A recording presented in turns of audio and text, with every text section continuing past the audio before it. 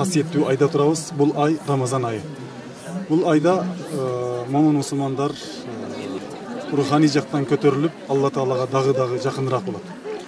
Ушул учурдан пайдаланып, мен Кыргыз-Түрк Манас университетинин теология факультетинде илимий кызматкер Орунбеков Шахимардан жалпы элибизди, журтубузду куттуктап кетемин. Рамазан айы баарыбызга берекелүү болсун, ар бирибиздин үйүбүзгө тынчтык, амандык, жакшылыктар жаасын. Кимдин кандай тилеген тилеги, ойлогон ой максаты болсо баарыбыз жеткен бололук. Анан ошондой эле Рамазан айы бул ырайым айы. Рамазан айы бул кечирим айы, Рамазан айы бул тозок отунан кутулуу айы.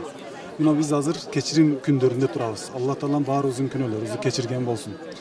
Кудайга шүгүр, элибиз жылдан жылга оңолуп, Рамазан айында өзгөчө бир иш-чаралар уюштурулуп турат.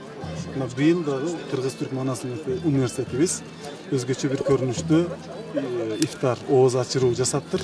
Ушуга өз көзүбүз менен күбө болдук. Катышуучулардын дагы саны абдан көп, студенттер болсун, сырттан келген коноктор абдан көп экен. Биз дагы ушул жерде кызмат кылганыбызга аябай сүйүнүп атабыз, ыраазы болдук. Ошо эмне дейбиз? Ушул университетибиздин ийгилиги мындан да арта берсин.